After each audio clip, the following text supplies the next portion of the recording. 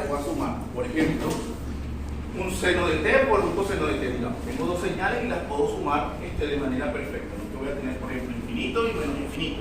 ¿Okay? Digamos que algo que yo pueda sumar, algo palpable, algo real, algo que yo pueda generar, algo que yo pueda escribir, algo determinístico. ¿Okay? Que sea aditivo, o sea, que lo pueda sumar. Y la siguiente condición es que sea homogéneo. Es decir, que yo pueda multiplicar un par de constantes. ¿Okay? Yo puedo aplicar un par de constantes y a su vez que cumpla con el principio de superposición. Es decir, que es lo mismo que yo tenga x de t más x1 de t, perdón, más x2 de t, que sea lo mismo que yo escriba x2 de t más x1 de t. ¿Okay? El principio de superposición que ya ustedes conocen, que es lo mismo que la integral de la suma que la suma de las integrales. ¿Okay? Por ejemplo, que es un sistema lineal. ¿Okay? Y homogéneo simplemente que las escalas. Ahora vamos a ver cómo se traduce eso con señales, porque recuerden que aquí van a entrar aquellas 9 señales que nosotros vimos, desde las señales sinusoidales hasta signo. ¿Okay? Y pueden entrar en sus diversas formas y sus diversas maneras de dibujar. Es decir, por ejemplo, en las sinusoides pueden entrar espectrales, polares y temporales.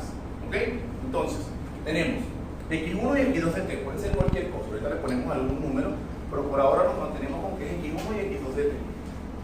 Tenemos x1 de t, pasa por un sistema, cualquiera que sea el sistema, y esta t mayúscula significa que se transformó, o sea, es una transformada que no es Fourier ni nada de eso por el estilo, sino simplemente que se transformó. Por ejemplo, aquí entró un sistema escalador y bueno, aquí está transformada, quiere decir que aquí está amplificada, por poner un ejemplo, o atenuada, literalmente. Entonces tuvimos un resultado que es y1 y y2 de t, que son las salidas con el sistema que tengamos aquí. Vamos a suponer que, por ejemplo, es el sistema, no sé, x cuadrado, general.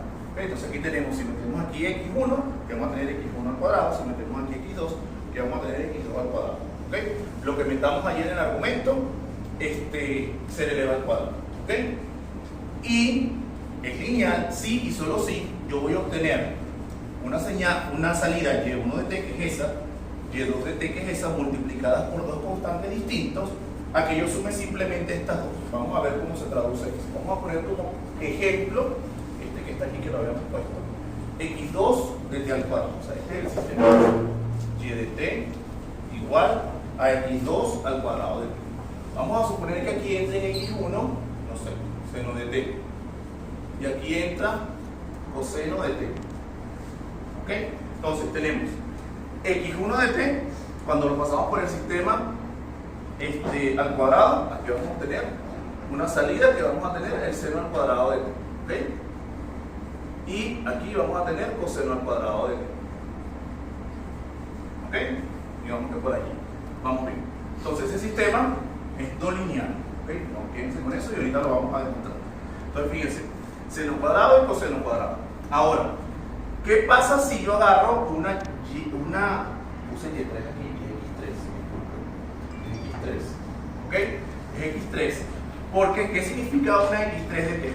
x3 de t es la suma de estas dos, es decir, que aquí adentro, o sea, al mismo sistema, en vez de entrar una por separado, otra por separado, está entrando la suma de ellas dos, es decir, que yo estoy metiendo acá seno de t más coseno de t, ¿ok? Y obtengo una salida, o sea, voy a tener seno de t más coseno de t, y esto lo elevo al cuadrado, ¿verdad? ¿Okay? Que es la suma de estas dos. Ahora, es lo mismo que yo agarre esta y de 3 de t, que es con la suma de las dos entradas, digamos, a que yo agarre y sume seno cuadrado más coseno cuadrado.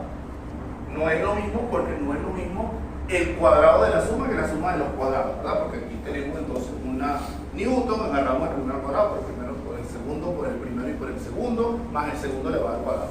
Entonces ya de una vez aquí es no lineal. ¿Okay? Digamos que esas son las comprobaciones que tenemos que hacer para poder hacer las cosas. Si ponemos, por ejemplo, el sistema derivador, ¿ok? Si ponemos, por ejemplo, el sistema derivador, entonces, ok, aquí tenemos seno de t, aquí vamos a tener su derivado. Aquí tenemos coseno de t, aquí vamos a tener su derivado.